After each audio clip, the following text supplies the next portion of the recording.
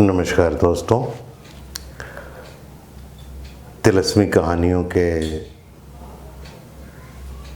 सिलसिले में एक नई कहानी जादुई अंकुश लेकर उपस्थित हुआ हूँ।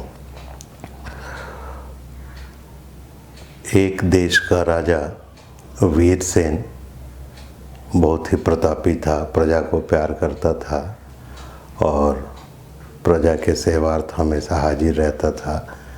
उसकी एक पत्नी थी और एक पुत्री।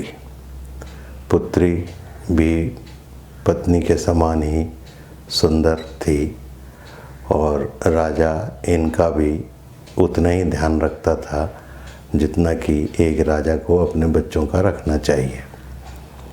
वीरसेन की पुत्री ने एक दिन उससे जिद किया कि मुझे ऐसे पंख चाहिए जिसको लगाकर मैं उड़ सकूं और इधर उधर की सैर कर सकूं। मांग बड़ी अजीब थी। राजा का दिमाग तो चकराया, मगर राजा क्या जो अपनी पुत्री के मनोकामना को पूरा ना कर सके, तो इसके लिए उसने राज्य में जगह जगह ढिंढोरा पिटवा दिया कि भाई जो कोई भी ऐसा पंख ले आकर देगा जिसको लगाकर मेरी पुत्री उड़ सके तो मैं उसे बहुत सारा धन दूंगा, अच्छा इनाम दूंगा। उधर उसी के राज्य में एक गांव में मोहन नाम का एक नौयुवक रहता था, जिसका पिता उसके नाकारेपन से बड़ा दुखी था। वो बुद्धिमान जरूर था मोहन, मगर नाकारा था। अब मोहन के पिता ने देखा कि चलो ये एक मौका है, किसी तरीके से इस लड़के को काम पर लगाया जाए। तो उसने बुलाकर उसको कहा कि भाई मोहन, तूने सुना है राजा ने जो ढिंढोरा पिटवाया है? बोला लगा हाँ पिताजी सुना तो है।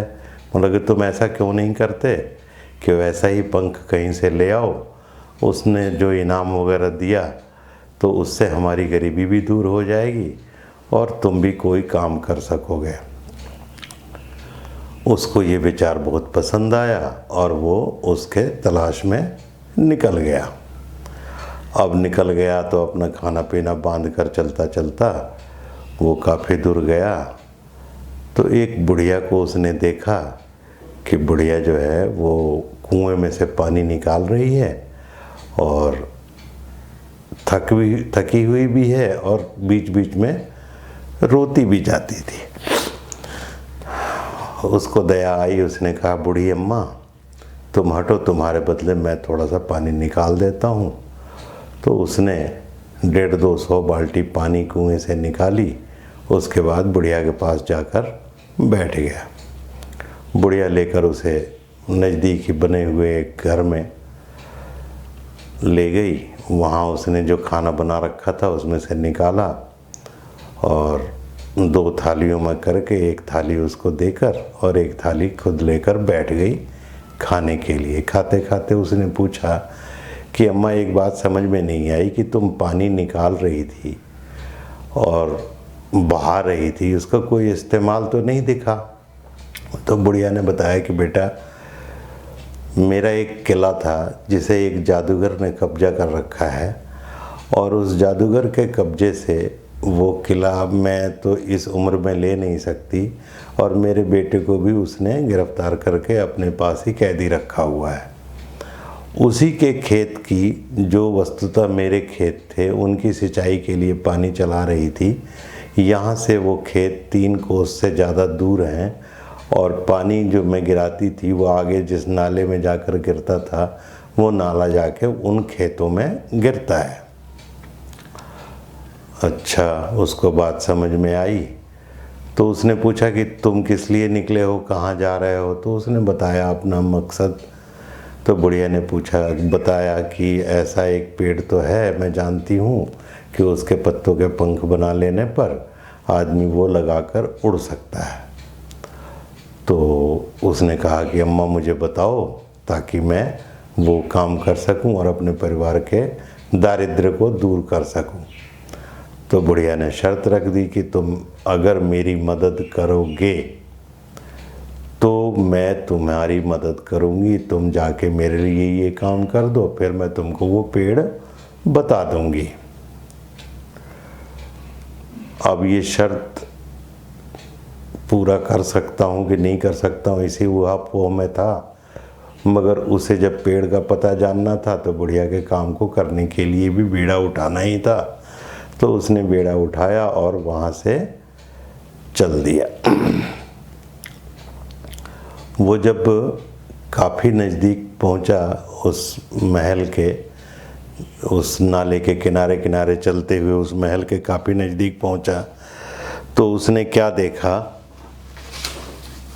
कि एक घना सा पेड़ था और महल कुछ दूर दिखाई दे रहा था। तो महल में घुसने के पहले उसने उस पेड़ के नीचे बैठकर सोचा कि खाना खा लूं। तो जैसे ही खाना खाना शुरू किया, उसी समय ऊपर से एक बड़ा सा बिच्छू आकर गिरा। बिच्छू को देखकर डर तो इसे ज़रूर लगा, लेकिन इसने अपने खाने में से कुछ हिस्सा निकाल कर उसके सामने रख दिया और वो बिच्छू ने अपना खाना, अपने हिस्से का खाना खाया, बड़ा प्रसन्न हुआ और इससे आदमियों की भाषा में बात करने लगा, कहने लगा कि तुमने मेरी मदद की है, मेरी भूख मिटाई है, तो मैं तुमसे एक प्रार्थना करता हूँ कि मुझे अपने साथ रख लो, ताकि मैं मौके पर तुम्हारे किसी न किसी काम आऊँगा, इसकी गारंटी भी करता हूँ। उसने बिच्छू को उठाया, अपनी जेब में रखा, उस महल के पास गया, महल में आवाज़ लगाई, किसी ने दरवाज़ा नहीं खोला। फिर एक घंटी लगा हुआ अटका हुआ देखा, तो उस घंटी को उसने बजाया तो दरवाज़ा अपने आप खुल गया। दरवाज़ा खुलने के बाद वो अंदर गया, चलता चलता वो फिर एक अंदर और सीढ़ियाँ और पाताल जैसा कुछ दिखाई दिया, उसमें घुसा। आगे चलता चलता वो उस महल को भी पार कर गया और एक समुद्र के किनारे की जगह थी, वहाँ वो जाके निकला। वहाँ वो टहलने लगा। वास्तव में वो उस जादूगर के द्वारा बनाया गया माया जाल था और वहाँ पर उसे एक भयंकर जीव ने चारों तरफ से लपेट लिया और उसके पकड़े जाते ही वो उसकी गिरफ्त में आते ही बेहोश हो गया। जब होश में आया तो अपने को एक कमरे में बंद पाया, जहाँ पे बहुत सारे मांस इत्यादि सड़ने की दुर्गंध आ रही थी। कई आदमियों की हड्डियाँ इत्यादि वहाँ दिख रही थी, जो सड़ भी रही थी और बदबू भी दे रही थी। अब वहाँ पे वो बहुत घबराया, लेकिन हिम्मत करके थोड़ा सा आगे गया तो क्या देखता है कि बहुत सारे हीरे मोती रखे हुए हैं, जिनके प्रकाश से वो जगह प्रकाशित हो रही थी। वो हीरे उठाने के लिए जैसे ही अंदर घुसना चाहा तो उसको आवाज़ आई कि क्या कर रहे हो बेवकूफ़ी, उसमें अंदर कितने विषधर हैं और वो तुम्हें काट लेंगे और तुम उठ नहीं पाओगे। तब उसने देखा कि वास्तव में एक से एक सांप उसमें विचर रहे थे, तो अंदर घुसना उसने स्थगित कर दिया। इसी समय बड़े जोर की अट्टहास आई। वो राक्षस या जादूगर जो तिलस्मी था वो कहीं से देख रहा था। उसने कहा कि फ़िलहाल तो तूने अपने आप को बचा लिया, ये जो सांप हैं ये मेरे दैत्य हैं, ये दिन में तो इसकी रखवाली सांप बनकर करते हैं और रात होते ही ये निर्जीव हो जाते हैं और राक्षस रूप में आ जाते हैं, पर निर्जीव हो जाते हैं।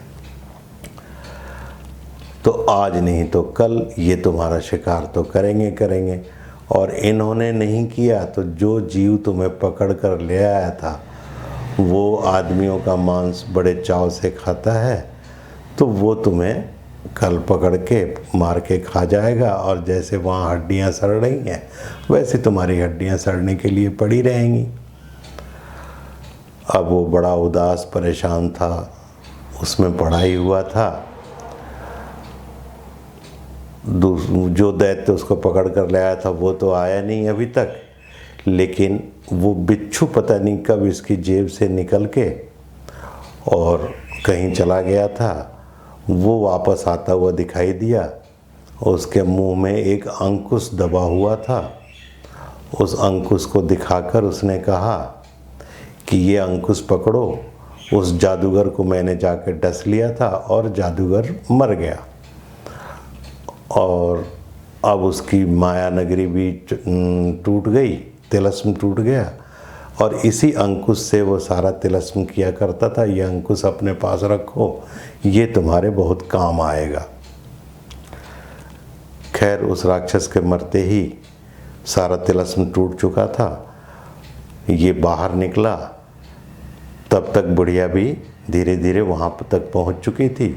बुढ़िया को उसका राज्यपाट और उसका बेटा हैंड ओवर करके और वो वहाँ से बुढ़िया से उस पेड़ का पता पूछकर पेड़ के पास गया। वहाँ से पत्ते तोड़े, पंख बनाए, पंख बनाकर अपने पंखों पर बांधकर और उड़ता हुआ वहाँ से अंकुश अपने पास संभाल रखा था और बिच्छू को जेब में डाल के और वो वहाँ से उड़ता हुआ राजा वीर सिंह के राज दरबार के पास आके उड़ने लगा।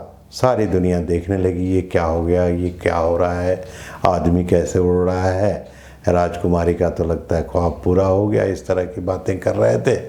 राजा भी अपने छत पे आ गए, रानी भी आ गई और कालांतर में राजकुमारी भी आ गई। तब तक ये उड़ ही रहा था। सबको एक साथ छत पर देखकर वो छत पर उतर गया और उसने वो पंख राजा को दे दिए।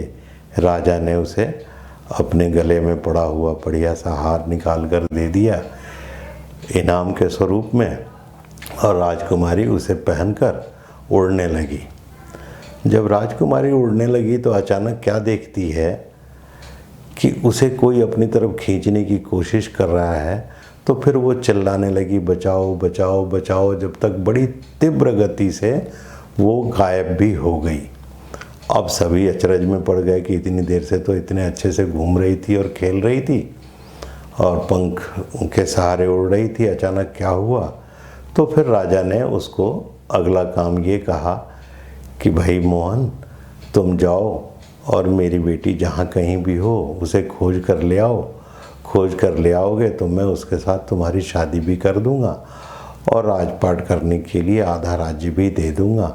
वस्तुतः मेरे पास तो जो कुछ भी है तुम ही लोगों का हो जाएगा। अब वो कुछ सोचता हुआ सब बाहर निकला कि कहाँ जाऊँ, क्या करूँ, कैसे करूँ। तभी जेब में पड़े बिच्छू ने कहा कि अब तुम क्यों परेशान हो रहे हो, तुम्हारे पास तो जादुई अंकुश है, उस अंकुश की मदद लो।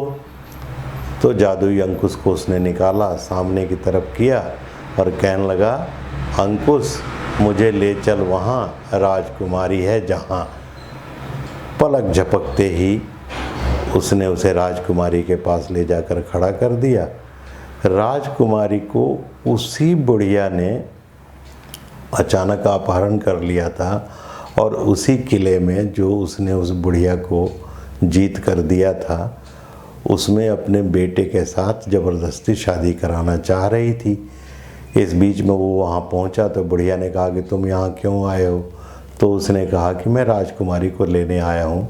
तो बुढ़िया कहने लगी कि राजकुमारी को तो तुम ले नहीं जा सकते और मैं तुम्हें भी ज़िंदा नहीं छोड़ूंगी। तो उस लड़के ने, मोहन ने कहा कि देखो बुढ़िया माता, उस समय मैं वचनबद्ध था इसलिए तुमको सारा तुम्हारा जीता हुआ किला और धन और राज्य सब दे दिया था, लेकिन अब मैं बाध्य नहीं हूँ, इसलिए मैं तुम्हें सज़ा दूंगा और राजकुमारी को तो मैं लेकर ही जाऊंगा। उसने तुरंत ही अंकुश निकाला, सामने किया और कहा कि बुढ़िया और इसके बेटे दोनों को भस्म कर दो। वो तत्क्षण ही भस्म हो गए। उसके बाद पूरा किला, वहाँ का धन संप्रदाय जो कुछ भी था वो उसने अपने कब्जे में किया और राजकुमारी को लेकर अंकुश से कहा कि अंकुश, राजा वीर सिंह के राज्य में उनके घर पे चलो। वहाँ पहुँच गया, खुशी से उनकी शादी कर दी राजा ने, अपना राज्यपाट भी दे दिया और वहाँ किले में अलग राजपाट उस लड़के का अपना हो ही गया था।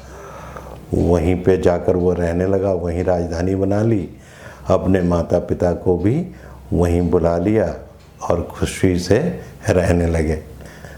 दोस्तों, अगर ये कहानी आपको पसंद आई हो तो कृपा पूर्वक सब्सक्राइब करें, अगर पहले सब्सक्राइब नहीं किया हो तो शेयर करें और लाइक करें। धन्यवाद।